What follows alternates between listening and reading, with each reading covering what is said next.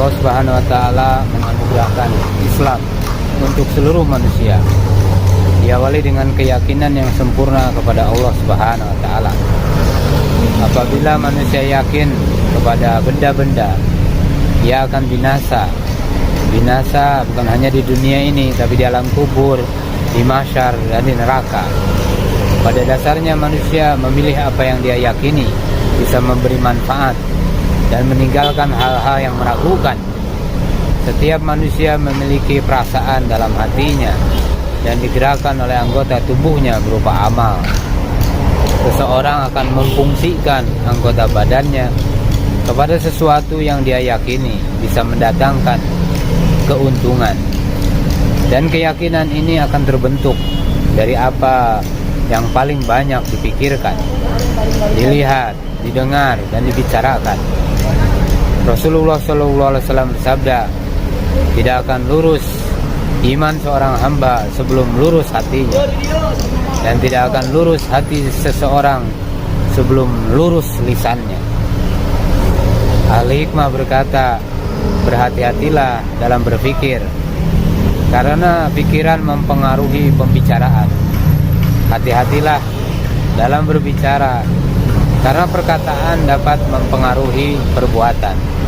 Berhati-hatilah dalam berbuat, karena perbuatan akan menjadi kebiasaan, dan kebiasaan itu akan menjadi sifat.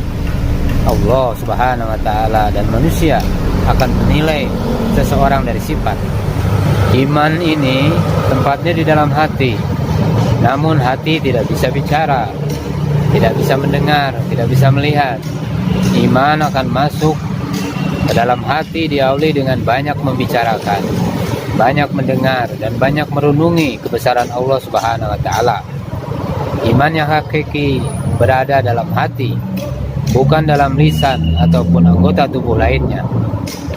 Qalatil a'rabu amanna qul lam tu'minu walakin qulu aslamna walamma yadkhulul imanu fi qulubikum. Allah Subhanahu wa taala menyatakan, orang-orang Arab itu berkata, kami telah beriman.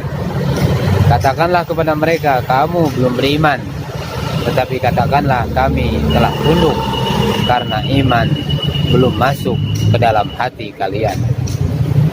Demikianlah iman manusia hari ini baru wujud pada lisannya. Maka hendaknya berusaha bagaimana agar iman itu menghujam masuk ke dalam hati, sehingga iman mewujud. Iman mewujud ini apa yang ada pada diri kita. Iman yang ada bagaimana berubah menjadi iman matlub, iman yang teruji, dan iman yang diusahakan, yang tidak bercampur sedikit pun dengan keyakinan dan ketergantungan pada makhluk. Inilah yang dikehendaki oleh Allah Subhanahu wa taala. Iyyaka na'budu wa iyyaka nasta'in. Hanya kepada Engkau lah kami menyembah, dan hanya kepada Engkau lah kami meminta pertolongan. Apabila iman telah terhujam dalam hati seseorang, maka iman itu akan selalu bersamanya dalam setiap suasana dan keadaan.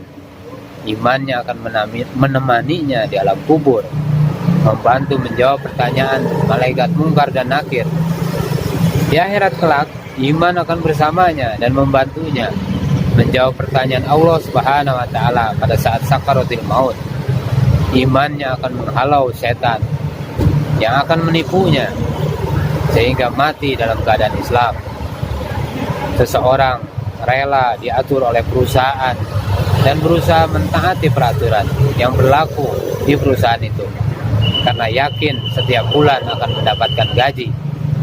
Seorang pejabat rela diatur oleh peraturan kantornya karena yakin akan menerima gaji. Demikian pula apabila seseorang yakin kepada Allah Subhanahu wa taala, maka dia akan menggunakan seluruh anggota badannya sesuai dengan perintah Allah Subhanahu wa taala. Iman bukan sekedar lafaz atau tulisan, tetapi tertanam di dalam hati sehingga mewujudkan suatu keyakinan bahwa apa yang nampak seluruhnya terjadi dengan kudrat Allah Subhanahu wa taala. Antara asbab dan kudrat berbeda, tetapi hakikatnya sama. Semuanya terjadi karena Allah Subhanahu wa Ta'ala. Seluruh asbab terjadi karena kudratullah, dan asbab-asbab ini diciptakan oleh Allah Subhanahu wa Ta'ala hanyalah sebagai ujian bagi manusia.